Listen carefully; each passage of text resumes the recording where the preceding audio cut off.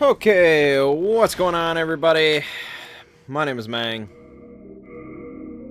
and welcome back to Hanging with Mangg.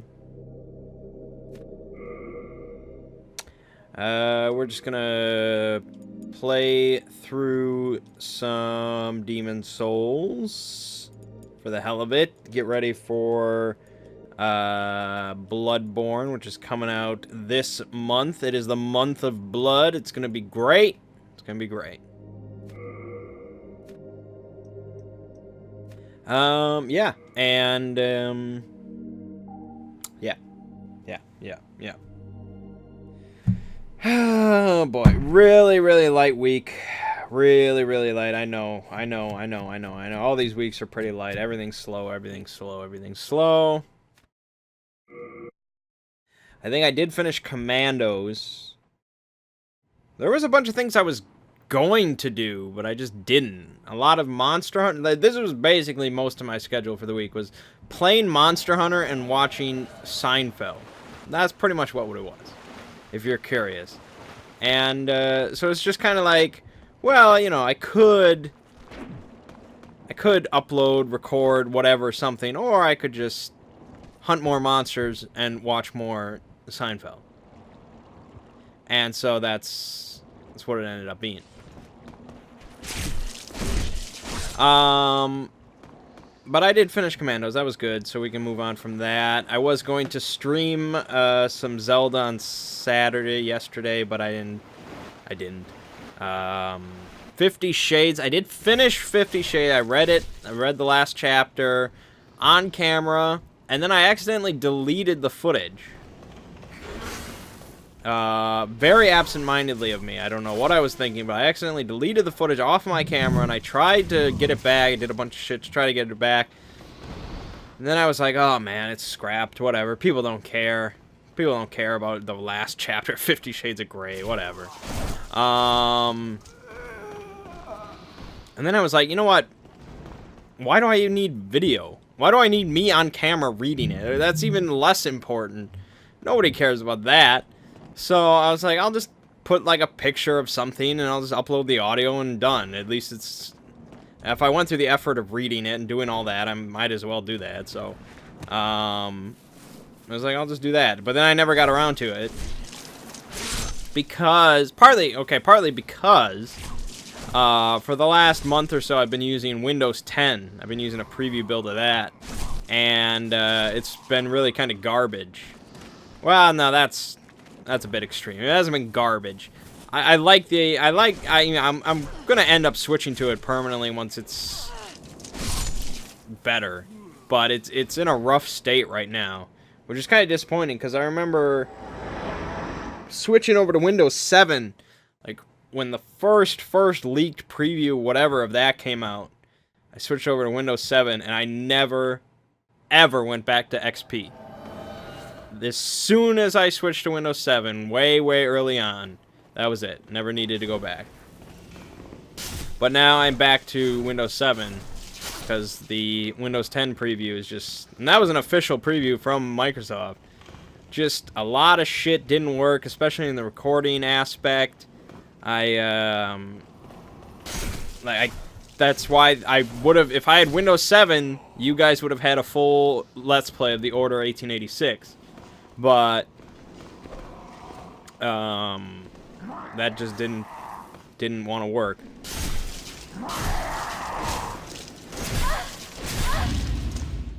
And then there was issues with fraps. There was issues with things all over the place. There was issues with my camera, like transferring footage over from my camera didn't work properly. It was just nothing good ever. I don't know. It just... For everyday use, I guess, it wouldn't have been too bad, but no, with all the technical stuff going on, not what I needed.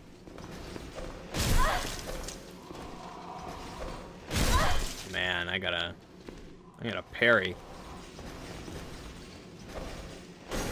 There you go. So yeah, there was, and then I ran into issues switching back to Windows 7 for some reason. It didn't want to I don't know. I ran into issues. That's all that needs to be said. So that took some time, and then the last couple of days, I've been somewhat busy, real life stuff, and then it's like, oh, I still have to, you know, install all my old software and, you know, get that shit going.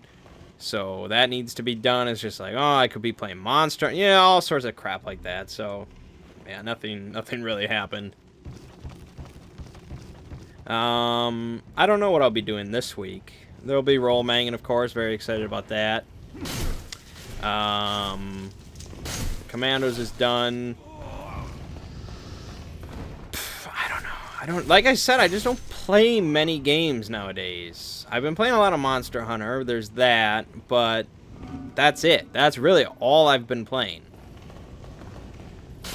And before I had Monster, I wasn't playing pretty much anything, so it's like, I don't know what to record. I could record some retro stuff, some niche kind of stuff, but I guess that's better than nothing, I guess, when it comes down to it. I assume it's better than nothing. Because then, if people don't want to watch it, they don't have to watch it. People that like to watch stuff, they can do that. So yeah, maybe I'll do something retro. We'll see.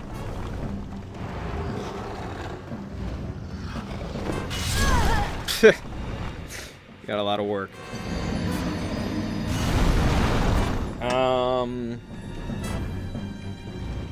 Like, what all came out? Like, some stuff came out recently on Steam. Like the Darkest Dungeon. Darkest Dungeon. Oh, yeah. So Darkest Dungeon came out. I had backed that a while ago. I don't think I backed the actual Kickstarter, but they had extended the funding for a little while, so I got in on it a little bit late. So I got the, I got my access to Darkest Dungeon, which, if you haven't heard of it, it's basically like, it's Lovecraft meets Diablo, I guess, in kind of a two-dimensional side-scrolling turn-based RPG, which sounds incredible. I know. Just listen to those words. That's why I backed it. I was like, this sounds amazing. And so I was really pumped to try it, and then I played it for a little bit. I played it for a couple hours. And I think it was too difficult. I think that kind of turned me off. It was just like, it was really hard. You kind of constantly struggle, and it's just like, I don't know, if they toned it down a little bit more and it was just kind of free-flowing, but even like the first few dungeons you go into, you start feeling like, oh man, I can see it's not going to get any easier, you know? So I can tell you. I don't know, I just kind of put it aside and I haven't gone back to it, partly because of Monster Hunter, but still. It's like, I don't know, I don't want anything that stressful. I'm really getting old. So yeah, I'm sure I'll play Darkest Dungeon again, but I had thought about recording it and showing it off, but I was like, oh, I should play it a little bit, and so I can get a hang of it and then talk to people about it and so on and so forth. So, yeah, so then I played it and I was like, I'll record it some other time, and then I never recorded it. Armello is another one that I actually recorded a video for Armello. I thought it was a very good video. It's very explanatory. I was in good form. Armello being a recent early access game on Steam, where it's very much a digital board game. Like, Hearthstone is like a digital card game. Armello is a digital board game. And so I recorded a whole 40-minute video or something like that for it. And then I checked the footage and I realized it was all shit because I was using Windows 10. So yeah, that was kind of the end of that. That was a big disappointment. There was probably some other games on Steam that recently came out that I was just like, I played for a little bit and it's like, yeah. So, not a great time for games, not a great time for movies either. There's really almost nothing in the movie world. Like Kingsman. Kingsman has really been the only thing I've cared about recently. If I was into American Sniper, I would say that, but I don't care about that. But Kingsman was really good. I recommend that. Very entertaining flick. very visceral. Kind of just Matthew Vaughn doing what he does. But I really enjoyed Kingsman. Laugh. At Edge of My Seat, all sorts of stuff like that. So that was good. 50 Shades, I don't think I'm going to get to see in theaters. I just don't think it's going to happen. Because girls are terrible people. Girls are the worst. I guess. But it's just like, I hate depending on girls I don't know very well. Because I'm never going to get to see it because of them. So I think I'm just going to have to download like a rip. And just watch it alone in my basement. While crying. I don't know.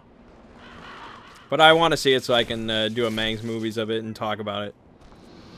I read the damn book. I want to see the damn movie. But yeah, movies are kind of shit. Games are real weak right now. It's just... winter sucks. I used to like winter. What was I thinking?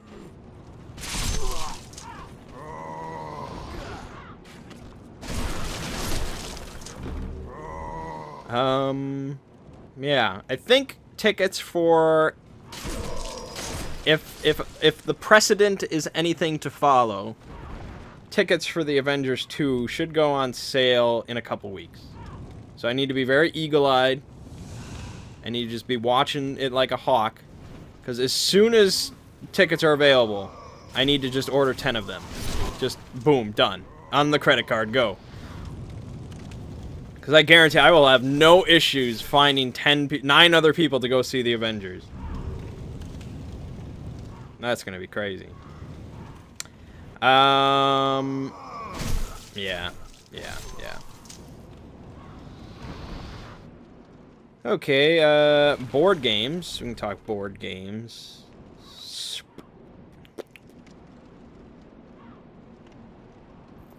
I ordered a couple new board games. I've played one of them. The 2 that I ordered were Rydell. Oh, did I already talk about this? I may have already talked about this last week. I think I did. I think I did talk about this because I talked about how it's the only Reiner Knizia game I own. I'm pretty sure I talked about it. I haven't played Rydell yet. But the other one I ordered, Snake Oil, I did get to play. We had kind of a... Oh, we had... Jeez, I'm jumping all over the place. We had kind of another mini game night on Wednesday over at Ziggy's place. It was me, Ziggy, a friend of ours, and then a female friend of theirs that I've never met before. And I make terrible first impressions, so I never assume anybody's gonna like me right off the bat.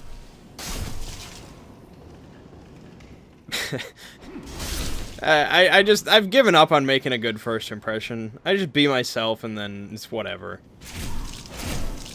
Really, I just try to be like Kramer in my life now. I figure that's the best way to go about things. Just not give a shit. So we played Mystery of the Abbey. Which is, it's quaint. I guess you'd call it quaint. Mystery of the Abbey is a game that I could see just a group of people sitting around on like a Saturday afternoon, a rainy it would have to be rainy. It would have to be rainy.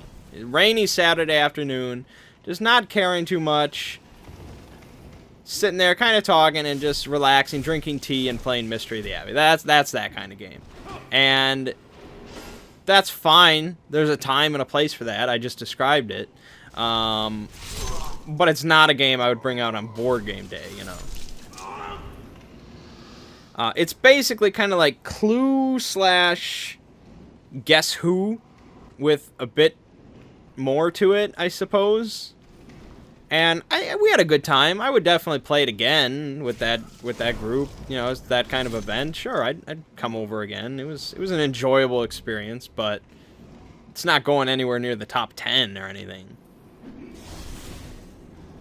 I played, whenever there's a black character piece, or really black anything, like, it doesn't even have to be, like, a miniature or any, like, human shape. Like, in Ticket to Ride, I'll always pick the black train pieces, because that's That's Big Bo's train company. So, the Mystery of Abby comes with little monk pieces. And so, of course, they came with a black one. And that was Brother Bo. And so, Brother Bo investigated some shit. Just fun times.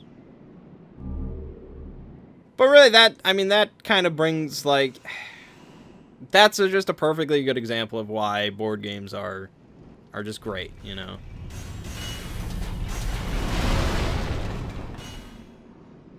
Just camaraderie with a little bit of light competition and just, you know, fun times with friends. And yeah, video games could have offered that as well, but I don't know. There's skill differences then, and just staring at a screen, you're not even looking at each other. It's just a whole different world. I'm really just becoming kind of a board game convert compared to video games. I see the pros outweigh the cons. And IGN, like, just published a list of, like, the top 5... I don't know what term they use, but basically top 5 gateway games. And it started off right at the top. It was like, board games are on the up and up, or, you know, board games are on the rise, or something like that. And that's just really... It's good. It's just good. It's just good. Everybody should have some board games. Yeah, so that was Wednesday. Then... Yesterday, we had kind of a family game night. We had some family members over to my basement, and we played some light stuff. So we started off with Pit, and I continue to say that every household in the country should have Pit. Why would you not have Pit? Game's been around for like 111 years. It's its 111th birthday. And it's still damn fun. Buy Pit. So that was really fun. I wanted to play Weedle, but we didn't get a chance to, because then we moved on to Snake Oil, which was kind of an odd choice. I really just wanted to try it. Like, I was like, here we have, you know, 6 people, 6 people. We're gonna play it. And it's very much a party game. It's very much a party game. It's kind of like if I busted out Pictionary or something like that. You know, it's designed to just get people talking and, you know, get people laughing and conversation going and all stuff like that. So, I was surprised at how well my brother-in-law did, because he's normally a very stoic guy. You know, and I don't consider him very creative or anything like that, but he actually did very well at Snake Oil.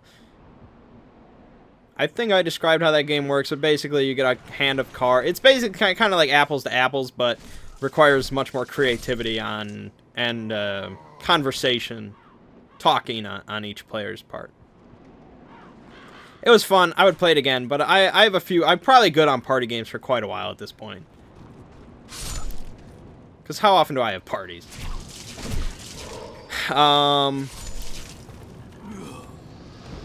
And then we played the Resistance. I busted out the Resistance because, like I've been saying, I want that to be a thing. I want to play Resistance and like it.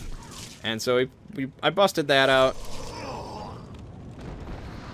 And we did alright. It was alright.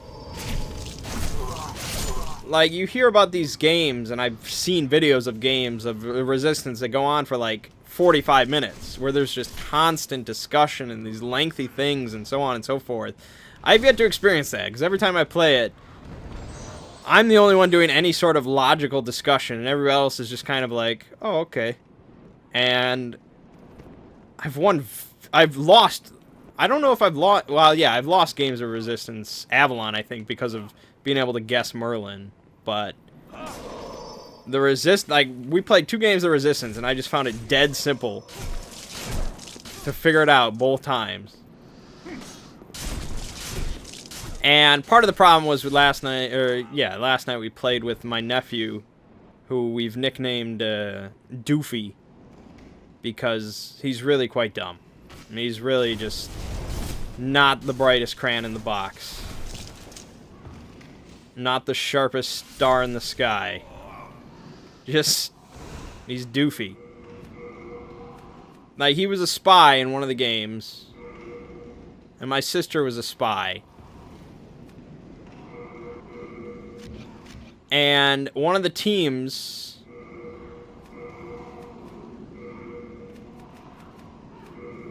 One of the teams that were suggested twice was him, my sister, and one other person. And he voted to reject it both times. And so, after the game, like right when the game finished, my sister just exploded all over him, just yelling at him, like, what the hell were you thinking? You rejected it twice. It was perfect. We were both on it. His only defense was, I'm doofy. Yeah, he's got problems. I really don't like playing games with him, because it's just like, he's going to ruin anything I try to play. And if I go light enough where the only game that he can't ruin is Pit. Really. Pit's just, man, everybody should have Pit. Can't talk about it enough. And then we finish off with One Night Ultimate Werewolf, which is just a crowd favorite. And it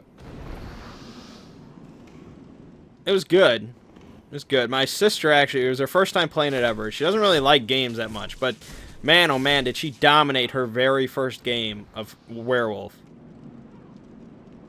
She did a move we had never seen before, and we've played One Night Ultimate Werewolf at least 60 times now, I would say. And it was the first time anyone had claimed to be, or said they were the robber, and claimed to not switch anything. And I was like, we questioned it first. We were like, can you even do that?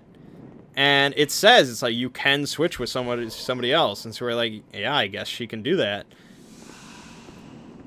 And then it ended up being that she did switch with somebody who ended up being the werewolf. So she was the werewolf. We never suspected her, and she ended up winning. And it was just like, damn. I thought my mom was the queen of all line, but no. That was very impressive. Yeah, so that was a decent night. Except for Doofy, but what are you gonna do? There's always Pit. That was dumb of me. And then today we had our regular board game day. We only had 4 people. It was me, Ziggy, Mert, and one other friend. And so last night, as I was just sitting here watching Seinfeld, I was like, oh, what should we play tomorrow? You know, and then I don't know what I was looking at, and I was like, you know, we haven't played Descent yet. Because I had bought Descent Journeys in the Dark 2nd edition a while back. And we've never gotten around to play it. And really, way back when I was just starting my collection, way back when I had stumbled on the Watch It Played videos, and I remember talking about this. One of the videos from Rodney, Watch It Played, that I really enjoyed was his playthrough of Super Dungeon Explorer. The game just looked like, you know, nothing I'd ever seen before. It looked really colorful, really cute, really fun. I was like, oh, this is something I gotta own. It's expensive, but oh man, this looks fun. And then so I did my reading, and I discovered that it's very similar in style to a much more popular game called Descent Journeys in the Dark from Fantasy Flight. And so I did a bunch of research on both games, and I was like, oh, I want one of these. They're similar games. I only want one. Which one should I get? And I ended up settling on Super Dungeon Explorer partly because I figured this game is very unique in style. You know, it's very chibi, Japanese, colorful, cute. Descent is very much kind of like Dungeons and Dragons. And so at the time I figured, why would I want to play Dungeons & Dragons, the board game, when we can just play Dungeons & Dragons? You know, little did I know that we would really never, well, not never, but not really play Dungeons & Dragons at all because we have board games. And so at a later time then, when Ziggy and I were discussing designing our own board game, and he was coming up with kind of design schematics and thoughts and stuff like that, I was like, you know, this really reminds me of what Descent is like. I should get that to give you kind of a lot of inspiration. And so I ended up ordering it, because that was when I was just ordering everything and everything. And so I got Descent, and I learned how to play it, and I looked through it all, and I was like, oh, this should be really fun. We should play this. And then we never ended up playing it until yesterday, because last night I spent like an hour and a half relearning the rules. And so today they were like, oh, we have 4 people. We could play Castles. We could play Lords of Vegas. We got all sorts of options. And I'm like, yeah, but last night I learned the Descent rules again. So, and they were like, well, I guess we're playing Descent then. Because really, if I don't put my foot down often on what we play, but when I do, that's what we're going to play. And so we played Descent 2nd Edition. It took a little while to explain and set up and all that. And really, I would say the setup time is probably the weakest part of the game. It takes quite a little while between quests. And I could set up, put them in like bags in advance. I might do that next time if I know we're playing. But yeah, that takes a little bit of time. And but once we finally got going into it, we really enjoyed it. I was the Overlord. 3 of them were the heroes, but it was a lot of fun all around. It's not... It makes you think of Dungeons & Dragons, and Ziggy was like, this really makes me want to play Dungeons & Dragons again. And it definitely does. It captures that feel a lot. But it's also its own game. It's its own board game. And it's a whole lot of fun. It deserves the acclaim that it gets. Because I think it's fun on both sides. And really, I think I'm a good choice for the Overlord. Because I'm not overly concerned with winning. And I think that's really important for the Overlord. It's like a DM, you know, you're not trying to just hopelessly crush the players. Because you could. You're just trying to have a fun time. Everyone to have fun. And so I think I'm a good choice for that, because I usually don't care about winning. So we played 3 encounters, I think. We played like the first introduction, the tutorial basically, and then we went to kind of the Act 1, Encounter 1, and then the Act 1, Encounter 2. And so it's kind of part of a campaign, basically, is how it works. And things kind of carry over from encounter to encounter, and you level up, more or less. You get new equipment, new abilities, and stuff like that, and you kind of feel this sense of progression that you don't really feel in Super Dungeon Explorer. And, yeah, we all really enjoyed it. They won the introduction, I won the first encounter, and then they won the second encounter. Partly because I didn't play probably as intelligently as I could have. But I was just, and they won by like the skin of their teeth. I was like one step away from winning. And they got it. And that just makes everything feel so much cooler. Everybody has fun then. Unless the Overlord really cares about winning, in which case, probably not the best choice. So yeah, really good game. It's not exceptionally cheap, and there's a lot of expansions, and of course now I want to buy all the expansions, and so money thing, and then it doesn't, it only goes up to 5 players, which for a lot of groups is fine. But that if we get halfway through a campaign, we can't really add anybody, I don't think, so it's kind of like, this is more or less the group. If we get one other person, like next time we play, we can just, yeah, you get 2 XP, here you go, here's your character, blah, blah, blah.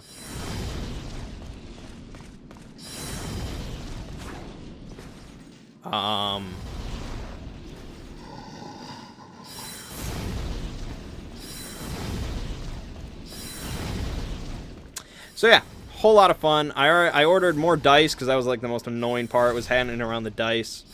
And I ordered the conversion kit. And this seems like cheesing in real life. This conversion kit. This is brilliant. Not really. But they sell like expansion packs, of course. Many, many expansion packs.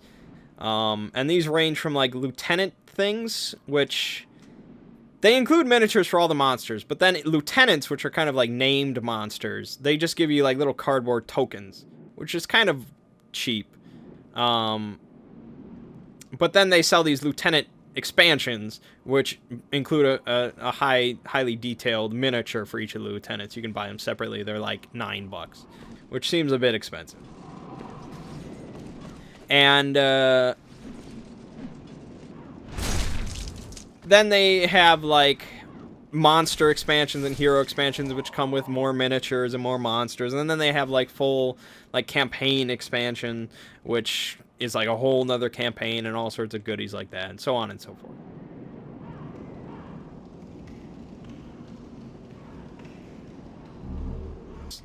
And it doesn't come with any miniatures, but it comes with cards. It comes with like stat cards for pretty much every single monster and hero ever made for Descent. Ever. And then you can just supply your own miniatures. And I have boatloads of miniatures. I got miniatures for days, so this is no problem for me. And it's like $20, and so I basically get everything, and I get to use my own miniatures. Seems like a no-brainer for me. So that's cool. That's really cool. So yeah, I can't wait to play that again. Really good stuff. So that's the week of board games there. We have a tentative date of March 14th to play Twilight Imperium 3rd Edition from 1 p.m. to 1 a.m. in an all-day event. I don't know. I cannot even hope to say for sure if on March 14th we will be playing Twilight Imperium 3. I have no idea. It could very easily change. But that is the date that is set right now. And those that have looked at the date change have agreed to it. So, I don't know. We'll see. 12 hours is a long time. I don't even know if it'll be that long. But if I can get 6 hours, I would be happy. Just to get their feet wet. It'd be very nice. So yeah, we'll see about that. I've got very mixed opinions on this event. On the one hand, I'm very much excited to play this game, this beast of a game that everybody loves, that's played it. Well, not everybody, but a lot of people love that have played it, even though they may only get to play it once a year. So on and so forth. You know, it's very deep, expansive, sci-fi, epic games. Very excited to try it. But on the other hand, I'm not excited to explain all the rules.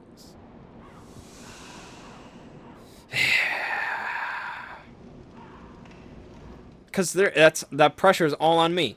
It's all on me. I am responsible for knowing pretty much every single rule. And having a good sense of how to play. Now, if you had a really committed, good board game group, then yeah, every member would do their responsibility and watch tutorial videos and, you know, read through an online version of the rule book and learn how to play. But I do not have that group. It's all on me. So I'm not really looking forward to that. But it's a necessary evil, I guess. Because from my understanding, there's a lot of minutiae, sure, but once you get down how the game flows, it seems like it'll go along pretty smoothly. What on earth are you doing? We'll see, I guess. This is bullshit, I can't target him. I would soul arrow the shit out of him. Although...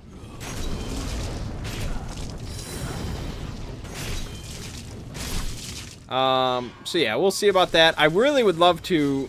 See, I don't have a laptop, which bums me out. I should get a really cheap laptop, because I would like to hook up a webcam to, like, a laptop and then just stream the entire event. I think that would be cool.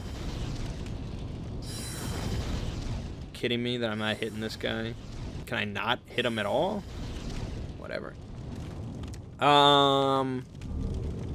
But yeah, we'll see if that goes through. I hope so. teaching rules be damned. I hope it happens.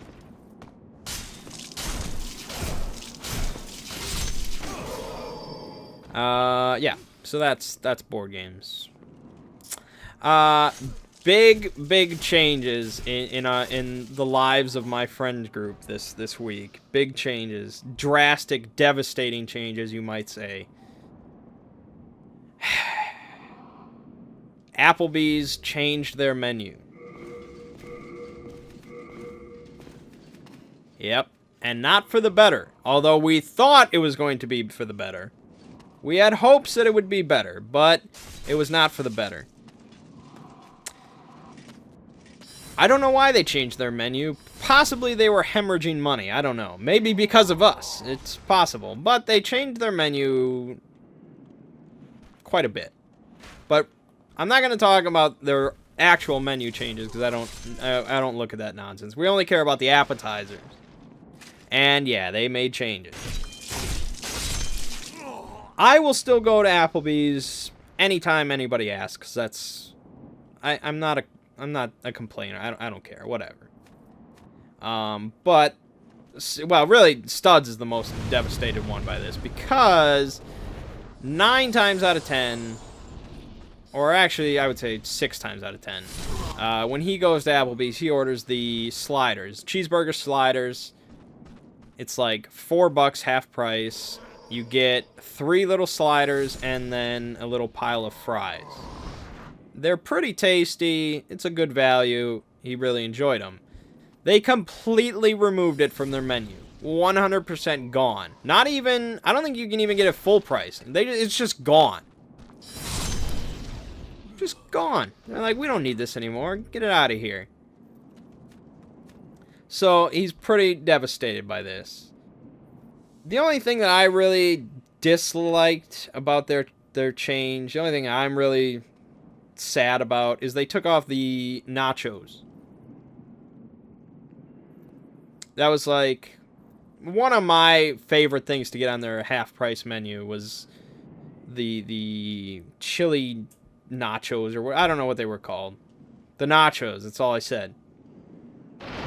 And these are like, I think they were $4.50 because of the half price. And it was pretty much an entire bag of tortilla chips in a giant bowl covered with cheese, chili, jalapenos, lettuce, salsa, just the works. And this shit filled you up. I don't care how hungry you were. Filled you up for $4.50. It was awesome. It was like the best. It was, I think, the best value on the entire menu, which probably explains why they took it off. Like, every time I ordered it, I feel like I'm cheating this business out of a lot of money.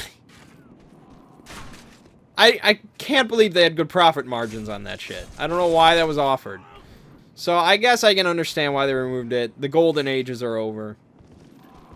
Bummer. But yeah, that disappointed me. They took off the quesadilla from the half price. I got that on occasion.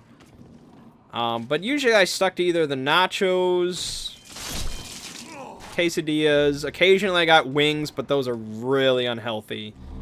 Like deep fried, breaded, saucy, boneless wings. Just, it's like 1,600 calories or some shit. So I tended to avoid those. Onion rings are still on there, so I can get that. There's still some good stuff on there that I'll get, but the nachos was the big blow to me. And yeah, they added on then.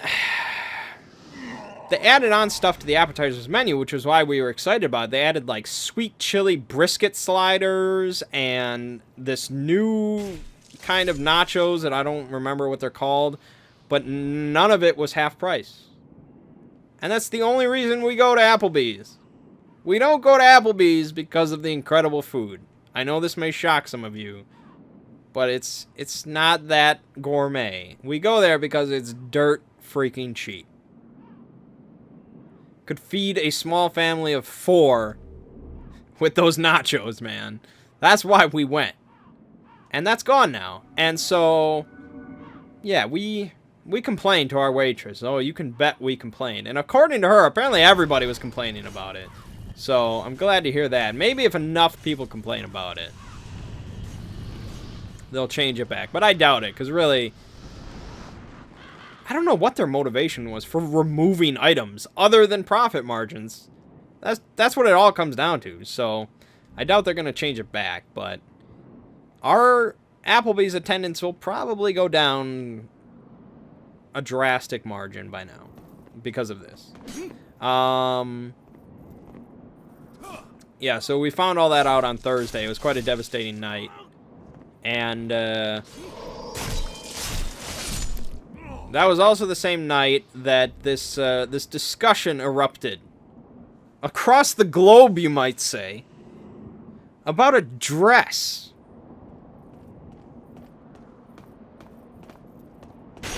And I would hope everyone listening to this has heard about this. You probably should have at this point. If not, just literally just Google dress. You'll find links all about it. And but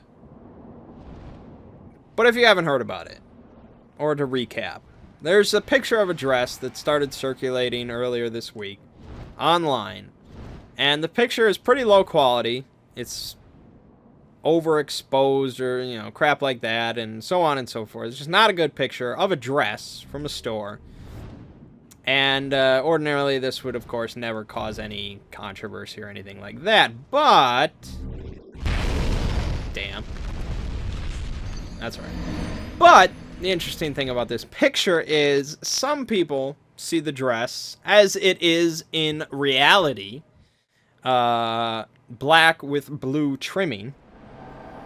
Where some people, or as I refer to them as goddamn freaks,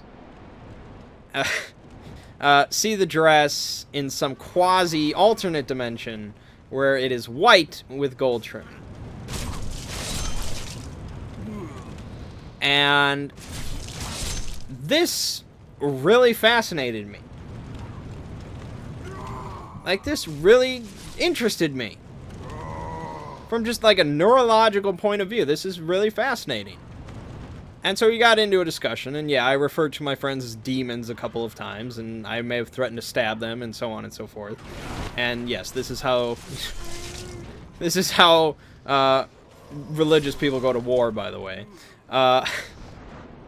And we questioned our waitress about what she saw, and of course she was a real human being, so I tipped her more, and so on and so forth. And we all thought this was pretty fascinating. And then, as a couple days went by, some people, or as I like to call them, hipsters, started saying that this was not cool. This was really lame.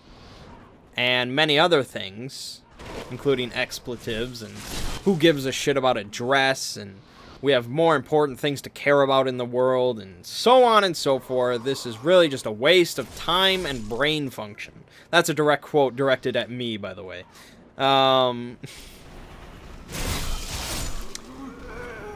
These people I don't really understand. How does this not interest you? How does this not fascinate you? This is a subjective look at an objective reality. This is two people looking at the same object, a picture, and seeing two different things. How can you trust anybody's version of their reality when when we have instances of that? Imagine if that dress effect happened in real life. If somebody walked into a wedding wearing a dress and people saw it as two different colors. That would blow people's minds. That would be like an SCP. That would be a security breach, man. That would freak people out. But because it's an online picture, oh, it's just, oh, that's really lame. We got more important things to care about. Like, I don't get it. And yeah, it's been explained by now why the effect is as it is, and so on and so forth. It's, our brains interpret the lighting and stuff like that in different ways, and blah, blah, blah. I get it, but that's not the point. The point is, it's a subjective reality. I think, and really, most of this stems from a status that a female associate of mine, acquaintance of mine, posted, where she literally said, we have more important things in this world to worry about. And I'm like, I'm not sure how many people are really worried about this. Maybe people from the deep south that think, you know, the devil is in the dress or something like that. I don't know, but most people are not worried about this.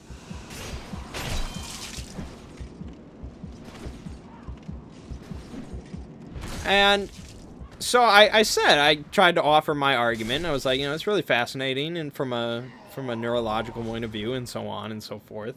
And she said, nope, not even close. A waste of time and brain function.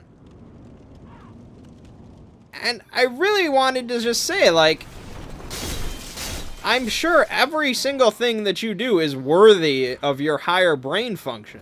But the rest of us peasants are fascinated by these simple things. It's like, yeah, I'm sure when you're off buying shoes and getting your toenails painted, that you think there's nothing more important, but some people are interested by different things. That was really just, that was like the stupidest thing I think she could have said, was a waste of brain function.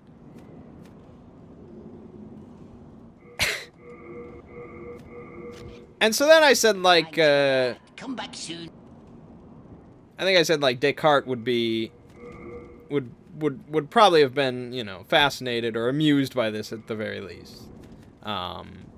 He's the guy that said, more or less, I think, therefore I am. And so, because it's like, you know, the only thing that you can really be sure of is that because you are a thinking creature, you can be sure that you exist, but you can be sure of nothing else in your reality. I think he would have approved of this dress controversy. Not controversy, discussion.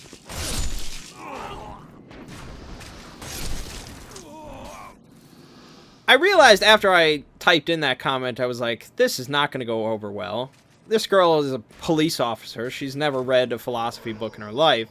And I was proven correct a few seconds later when she deleted both of my comments. Brilliant. That's America for you now. Where if you don't like what somebody says, you just delete their comments. And it's like they never said it. Oh, man. And, so I was like, I don't know. I can't believe I was ever interested in this girl. I'm glad that never worked out. I would have strangled her within a week. But, I don't know. I'm not saying the dress is, like, revolutionizing our world in the way we think. But people were surprised that this went viral? Really? People are surprised that people are interested in this? This is not something you see every day. I was fascinated by it, at least. I'm sure I'll get some comment that says that the dress is dumb and I'm dumb and so on and so forth. That's fine. To each his own. Yeah, so that's the dress. Then there's my brother who says, I don't know why people care about this stupid dress when the Federal Reserve has been screwing them for 100 years. That's my brother, and that's the comment that I would expect from him. Because he is eternally convinced that our government is continually screwing him and everybody, their citizen, and he's basically becoming a conspiracy theorist day by day. It's very scary, so yeah, I basically what I expected to hear from him.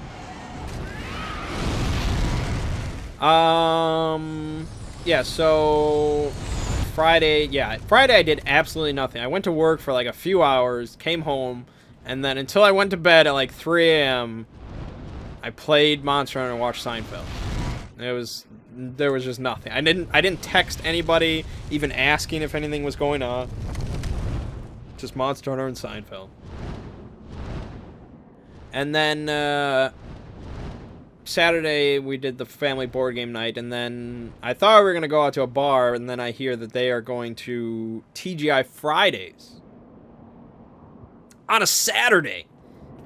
So I headed out there and I joined them at TGI Fridays, and I go into this building, I go into this restaurant, and I think I went in like a side entrance. It wasn't the front entrance, and I probably should have gone in the front one, but I went in the side entrance, and I immediately just see walls. I see walls and dividers everywhere. Like, I can't see more than 10 feet in any direction. It's just blocked off. And so I start wandering around a little bit trying to find them, but it's just like, how far do I want to go in this maze? Like, I'm going to bump into a goddamn Minotaur. Or Jennifer Connelly. Well, actually. And so I didn't want to walk around. I had to call Ziggy, and I'm like, where the hell are you? And I had to turn like 3 corners, and I finally find them. And I'm just like, this is the worst designed building I've ever seen. Ever. No restaurant is worse than this. I can't imagine. Like you felt like you were in like every single person was in a cubicle. Every single group. It was ridiculous. I can't believe they designed that. Terrible. And so we sit down, I'm looking through this menu, because this might become our new alternative to Applebee's, or that was the thought. And they have a half-price apps menu, and yeah, it looked alright, but there was no nachos, and that's really, like, that's kind of my thing, is I'm a big fan of nachos. And so there was none on the half price, so that already really kind of hurts its standing. But I looked on the full price menu, I looked on the regular menu because I was hungry, and they had Tostados nachos, which I had never heard of before. I was fascinated, but it says nachos, so I'll order it. And this was really kind of a genius thing. It was kind of... I mean, I'm not all hip to Mexican cuisine. So I guess I don't know what a tostado is, but it was basically like, take a hard taco shell, and take half of it, and then make it thicker, and then deep fry it, and then put a bunch of nacho toppings on it. So they were like big nachos is what they were. That's pretty much what they were, if you can picture that, in the shape of taco shells. But the beauty of it was that every bite was uniform, you know? Every bite was equal. You got all equal amounts of refried beans and ground beef and the cheese and all that in every bite. Sometimes, like, especially the Applebee's nachos, it was uneven as shit. You didn't know what you were getting in each bite. You kind of were just scrounging around trying to get the uniform bite, but it never really came together. And so the Tostados nachos really solved that problem. It was quite delicious. I thought it was kind of a joke that they mentioned jalapenos, and then really all it was each of these big pieces had one jalapeno on it. Like one slice of jalapeno on it. Like, that's not what anybody asked for. But yeah, it was really delicious. For $10, I would order it again. But I'm not going to do that every Thursday, Friday, Saturday, so yeah, no go. Wait, why can't I? You can't put turpentine on a club? Why not? No.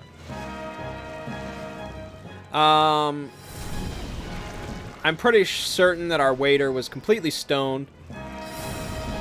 Just completely stoned. But then he didn't write down anybody's order ever. Like, he just put it in his vault, and then you hoped that he got it right. And I've had waiters have done that before, and generally they accomplish it, because otherwise why would you even attempt it? But it's just like, it doesn't put me at ease when you don't write anything down. I don't care if you're freaking Rain Man, and, you know, or whatever, you're a savant and you'll never forget anything. It's just like, at least doodle something on a piece of paper so I feel comfortable. I just don't care for that.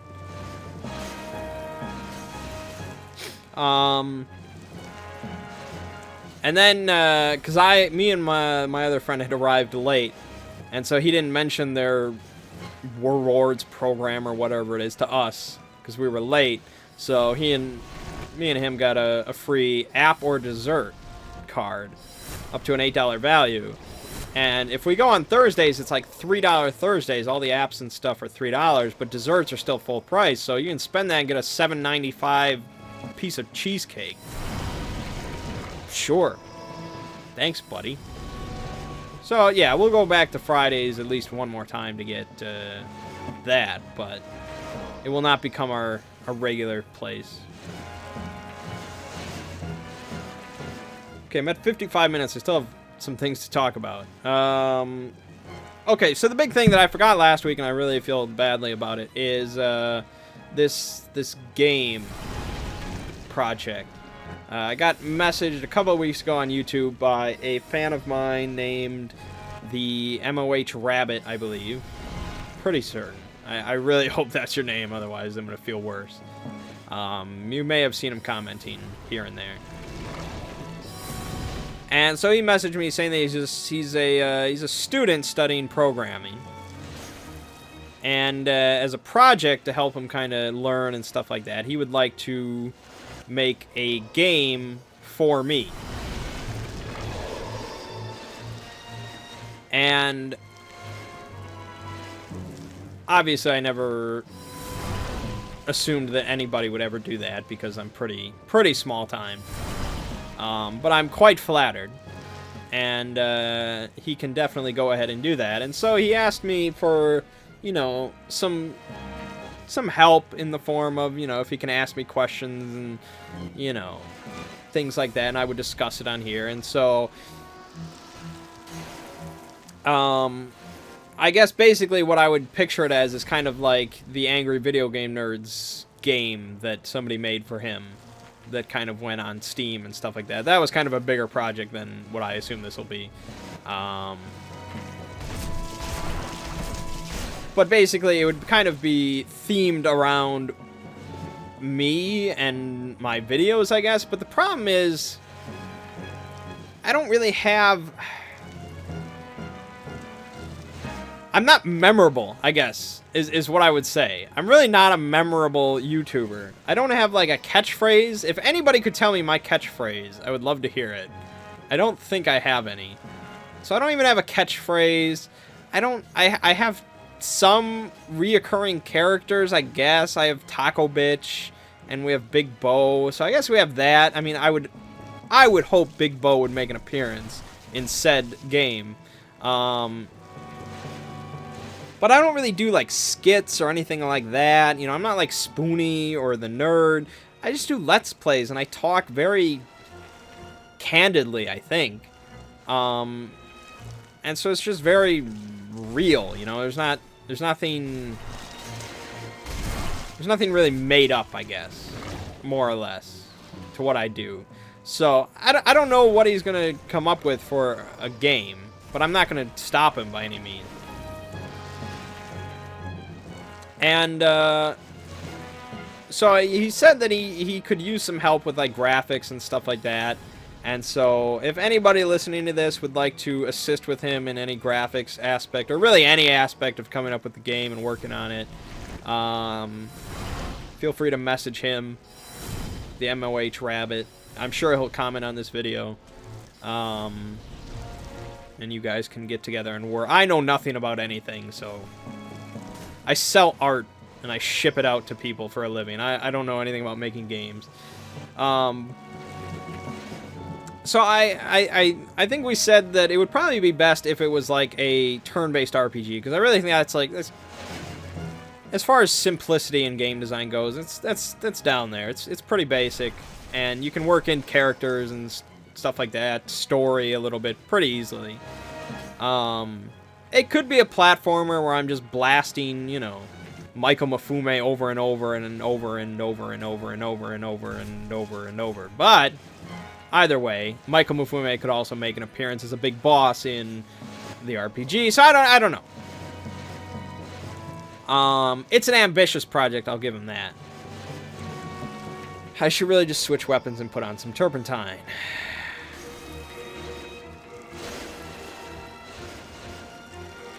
And so I think the question that he asked me in the last message that I didn't respond to because I forgot and I've been playing Monster Hunter and watching Seinfeld, his question was, who are my favorite characters in video games, movies, stuff like that?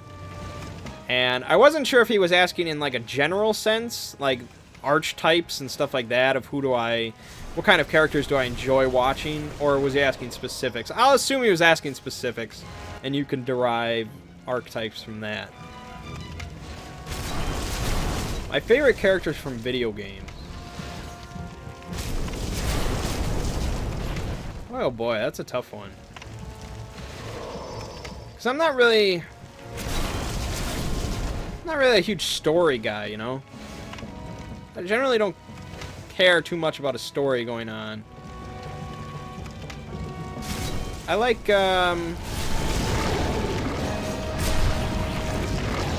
because a lot of the examples that I would go to would be from, like, Super Nintendo RPGs and stuff like that, and really I played most of those, and they impacted me the most when I was younger. And so a lot of the characters that I would say are my favorites are very kind of, I don't even want to say edgy, but kind of leaning to appeal to the younger mind. Like, I would say Magus and Shadow.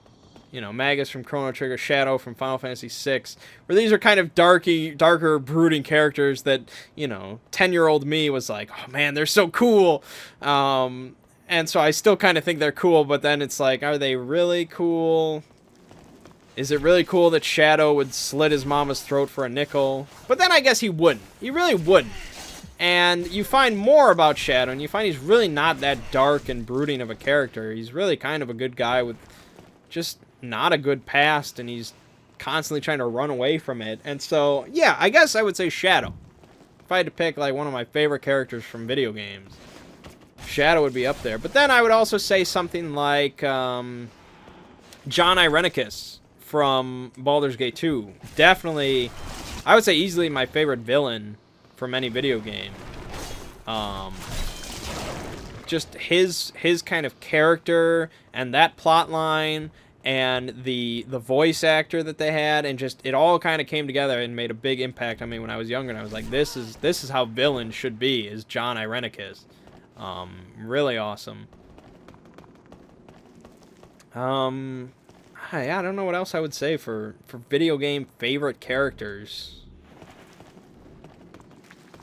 Because video games have never really had that incredible moving characters and plot lines and stuff like that. That's where they've always kind of struggled. And it's tricky. It's definitely tricky, especially in a medium such as that. So it's tough for me to say, especially since I don't generally invest myself too much in characters. But so for now, I'll say for heroes, Shadow, and for villains, John Irenicus. Those two impacted me the most.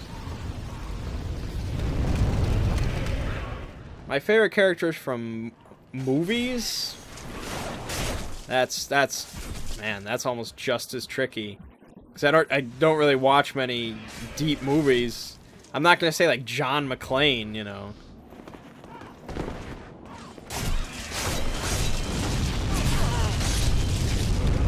Man, I'd have to really think about that to come up with a satisfactory answer. So I guess, going in a general sense,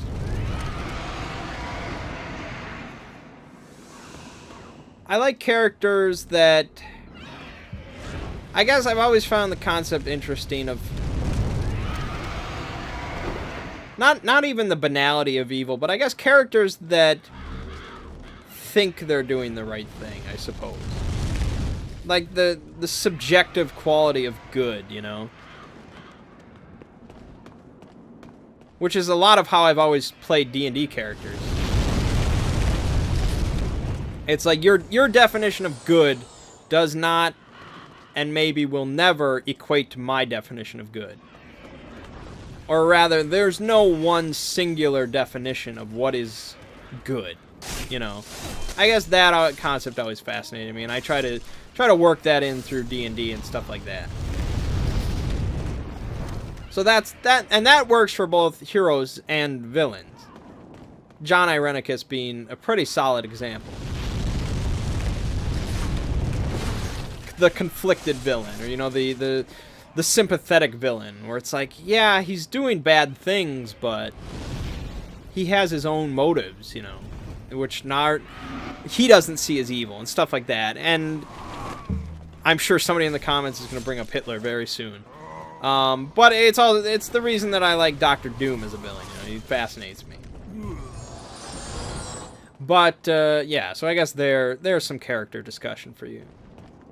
So if this game ever does get released in a good playable form, I will play through it on camera. I'll record it. We'll have some good times with it. But it would have to include Taco Bitch and Big Bo and Michael Mafume at the very least.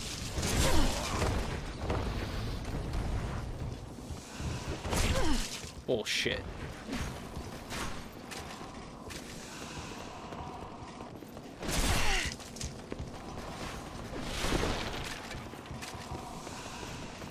I think that's all I can really discuss. There is, of course, the one thing that I would love to discuss with everyone, that I would just love to talk about. And I'm like 95% certain that I could discuss it. But the fact that there is that 5% that just could throw it all in jeopardy means I'm not going to risk it, because that's how it's got to be. And I'm sure as you can all could guess and have already assumed, it does involve a female, but no, I can't. No, I can't. Because it could be, in some far-off potential universe, a good thing. And so I'm not going to risk it in any way, shape, or form by just blathering about it. So that's that. That's all you get. I'm sorry. So throw some comments down there about any characters you'd love to see in a Mangg video game. I'm sure you've got some good examples. I really don't think I have a catchphrase. I don't think you can just decide on a catchphrase. It's got to be very spontaneous, so I'll probably never have one, and that kind of bums me out. Emerald Lagasse had many catchphrases. He was really lucky with those. Anyways, my name is Mangg. This has been Hanging with Mangg. We'll see you fine folks next week.